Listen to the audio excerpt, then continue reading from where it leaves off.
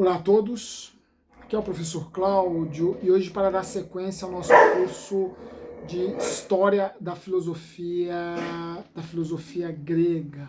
Estamos fazendo uma viagem, né, um voo panorâmico pela história da filosofia grega, vendo os principais pensadores. Na verdade, estamos vendo quase que até aqui, até este período, estamos vendo todos os filósofos, os pensadores que contribuíram na construção da filosofia grega. Estamos vendo suas principais ideias, enfim, nós estamos fazendo um voo panorâmico pelas plagas, né, as terras filosóficas da Hélade, da Grécia, né, e estamos neste momento concluindo o nosso curso sobre Parmênides. Hoje é o nosso último encontro sobre Parmênides. Parmênides inicia o chamado período eleático, né, da filosofia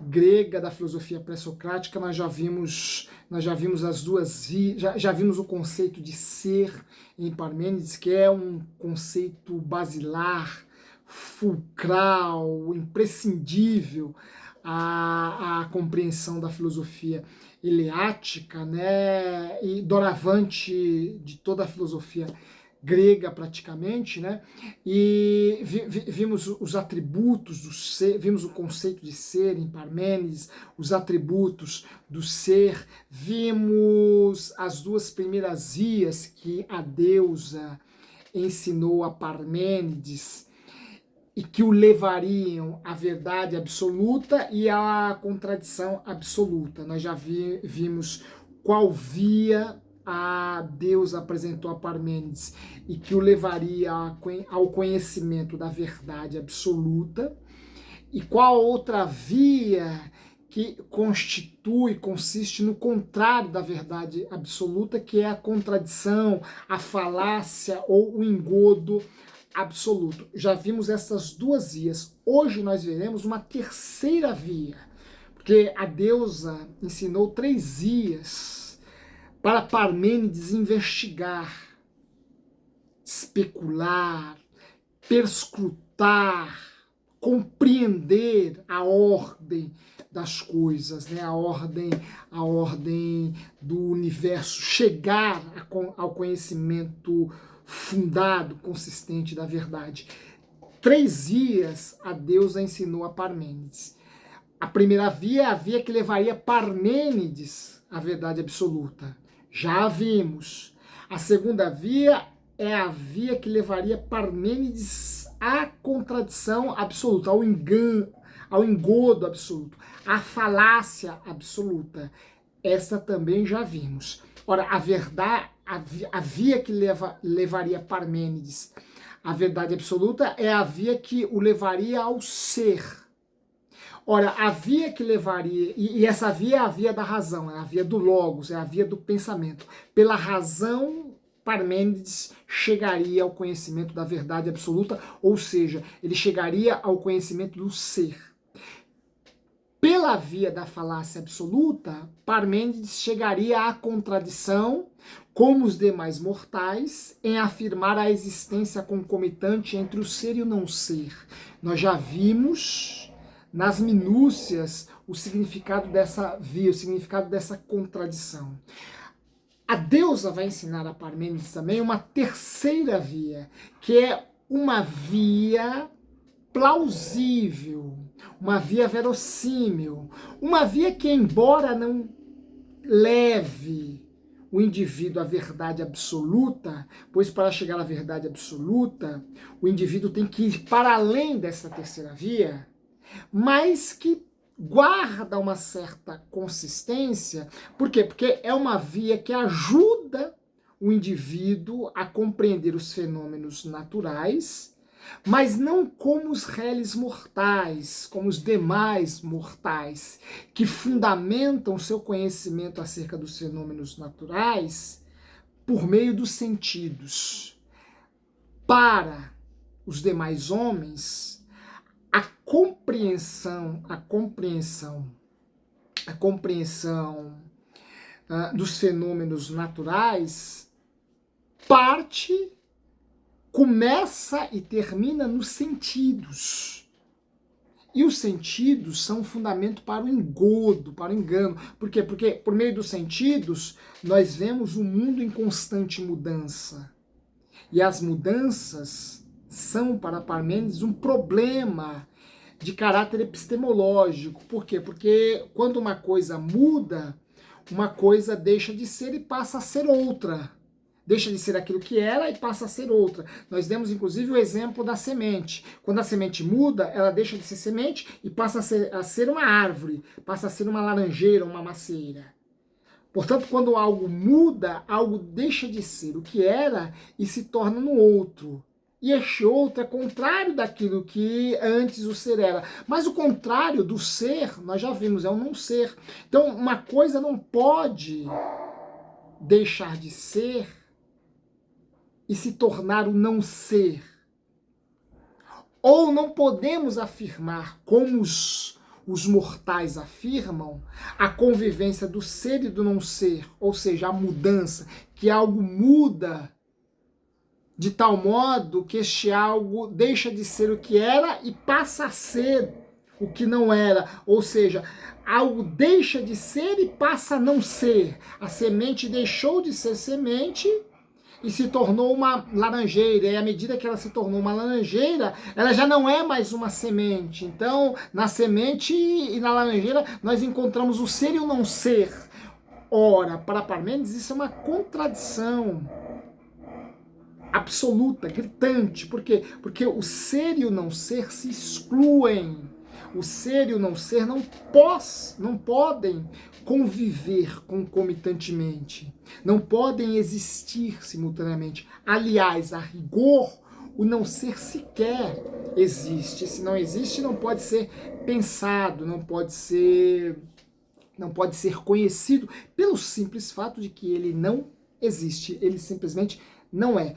Ora, Parmênides, a deusa, na verdade, vai revelar a Parmênides uma terceira via que lhe oferece uma certa explicação plausível acerca dos fenômenos naturais.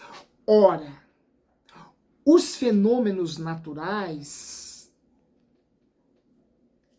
até Parmênides, foram explicados a partir de duas categorias, a partir de dois conceitos, que são contrários entre si. Quais conceitos?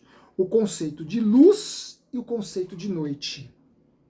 Estes dois conceitos, o conceito de luz e o conceito de noite, eram os conceitos, até Parmênides, fundamentais para explicar todos os fenômenos,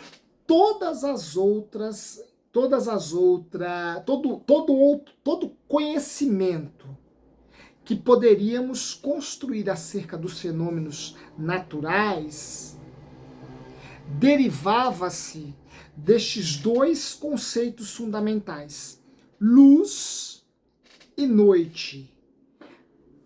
Podemos reduzir ou explicar todos os fenômenos naturais a partir destes dois conceitos basilares, fulcrais, destes dois conceitos estruturantes, luz e noite. Tudo mais, em termos de conhecimento, de ciência, de filosofia, deriva destes dois conceitos. Ora, qual foi o grande equívoco de todos os pensadores, de todos aqueles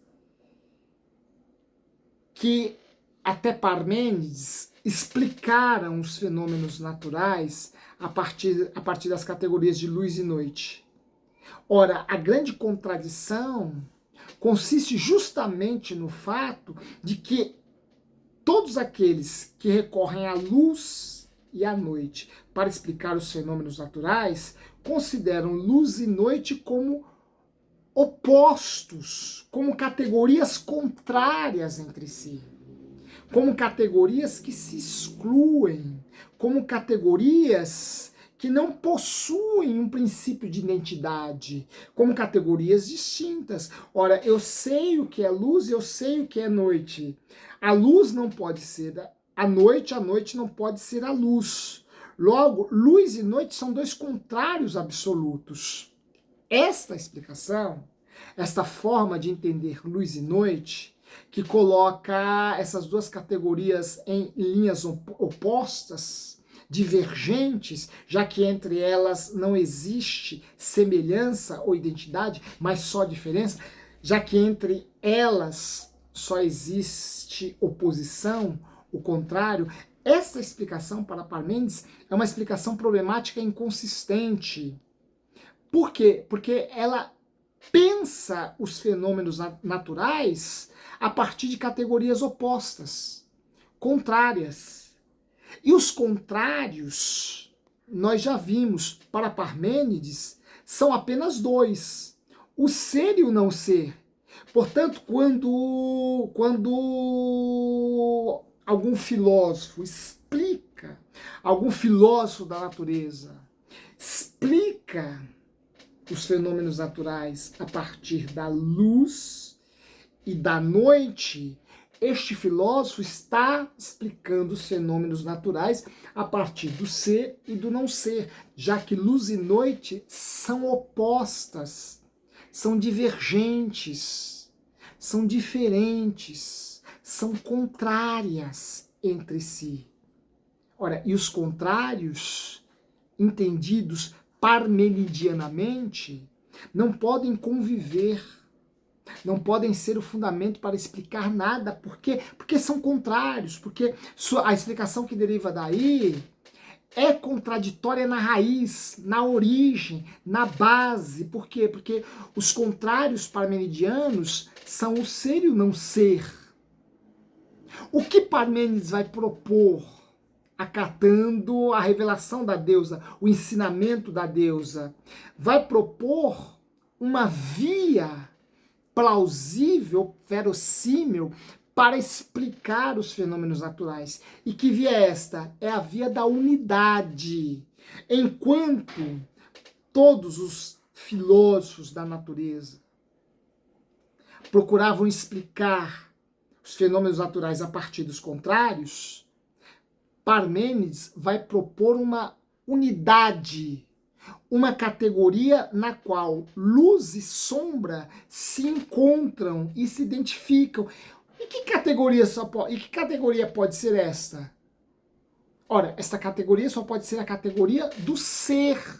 Portanto, os fenômenos naturais em Parmênides deixam de ser pensados em suas divergências, de modo que é possível explicá-los em sua unidade, a unidade do ser, a unidade daquilo que é luz e sombra, luz e noite para Parmênides, luz e noite para Parmênides, não são contrárias. Por quê? Porque simplesmente são. E se são, elas encontram a sua unidade, a sua identidade no ser. Esta terceira via vai propor o ser como uma forma de unificar os contrários. Os contrários só existem na cabeça, no entendimento daqueles que, ao contrário de Parmênides, não ascenderam até uma deusa, uma divindade, e aprenderam com ela as vias, os caminhos para chegar ao conhecimento das coisas. Ora, Parmênides, que dialogou com a deusa e recebeu da deusa o conhecimento das três vias, ele sim está um pouco além dos demais mortais e é capaz de afirmar que a via que leva à verdade absoluta é a via do ser, é a via que afirma que o ser é, a via que leva à contradição absoluta, à falácia absoluta, é a que está fundamentada nos sentidos, que busca entender as coisas pelo movimento, pela mudança, e uma terceira via, que não é a via que leva à verdade absoluta, mas que põe o indivíduo, o intelecto, no caminho dessa verdade absoluta, e que propõe uma explicação mais plausível para os fenômenos naturais, é aquela que coloca o ser como um princípio de unidade, ligando, convergindo em si todos os fenômenos naturais que aparentemente parecem contraditórios, mas que só aparentemente, em sua essência, todos eles se encontram no ser e, portanto, entre eles existe um princípio de unidade e um princípio de identidade. Ora, Parmênides aqui parece nos colocar diante de uma aporia. Por quê? Porque Parmênides vai reduzir toda a natureza à imobilidade do ser, à unidade do ser. Logo, esta natureza parmenidiana já deixou de ser uma natureza extremamente complexa, extremamente rica, extremamente povoada de coisas diferentes, coisas variadas, coisas as mais distintas. Ora, Parmênides vai conduzir todo o seu engenho filosófico, todo o seu esforço filosófico, todo o seu empreendimento filosófico para reduzir toda a riqueza que há no universo, toda a riqueza que há na natureza, toda a riqueza povoada, toda a riqueza marcada pelas mais diversas e complexas formas, a unidade, a categoria fria do ser, o que é uma aporia. Por quê? Porque para Parmênides, no ser se esvaem todas as diferenças e tudo se torna uno, tudo se torna unidade, tudo se torna a rigor a mesma coisa. Já não há mais uma diversidade de cores, de formas, já não há mais uma diversidade de qualidades, de quantidades, todas as diversidades se esvaem, todas as diversidades se anuviam, todas as diversidades se dissipam, e Parmênides, nesse sentido, seria um pensador extremamente antimoderno, ou antipós-moderno, ou retrógrado, conservador, né?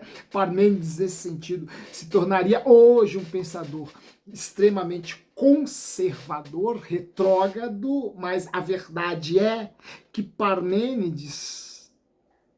a Parmênides não interessa essa riqueza dos fenômenos naturais que possuem formas diferentes, qualidades diferentes, cores diferentes. Por quê? Porque toda esta diferença para Parmênides implica numa grande contradição. E as coisas, os fenômenos naturais, só podem ser salvos na unidade do ser e não enquanto diversidade contrária, diversidade singular, diversidade que leva o entendimento a afirmar, o pensamento a afirmar que cada coisa possui a sua identidade própria, cada coisa possui a sua própria singularidade, possui a sua própria forma, a sua própria cor, as suas próprias características. Bem, Parmênides vai reduzir tudo à categoria do ser. E aí eu já quero antecipar a vocês que quem vai construir uma filosofia na contramão deste esforço deste engenho filosófico em reduzir tudo a uma unidade, a um princípio, apenas será Heráclito, este sim o filósofo dos contrários, este sim o filósofo das oposições, das divergências. Mas aí nós estaremos já falando de um outro filósofo, e sobre esse nós iremos falar, discursar, conhecer um pouco melhor em nossos próximos encontros. Hoje nós encerramos aqui o nosso curso sobre Parmênides, que nos deixa diante desta aporia, deste engenho, desse esforço filosófico em reduzir ao ser frio e imóvel, abstrato e extremamente puro, intelectualizado, toda a diversidade, todas as formas, todas as cores, todas as texturas, todos os sons, todos os odores, toda esta pluralidade que povoa a natureza, que povoa o mundo num único ser. Não é assim que pensará Heráclito.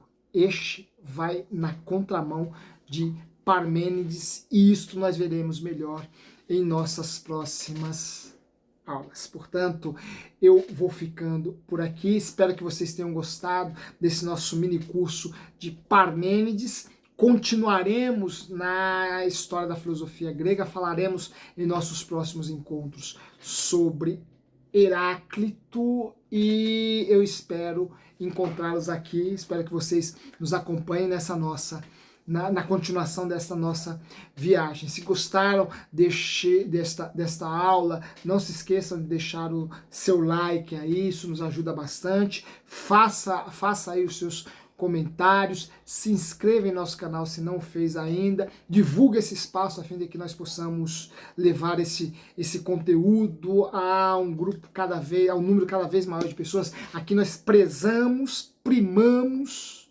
preservamos o conteúdo, o conhecimento. Aqui nós nos propomos a levar conhecimento a vocês. E vocês que sabem a importância do conhecimento na vida do indivíduo, nos ajude na divulgação deste espaço. Forte abraço, e em breve nos reencontraremos aqui para continuarmos viajando nas plagas filosóficas da Hélade, da Grécia. Um forte abraço e até o nosso próximo encontro.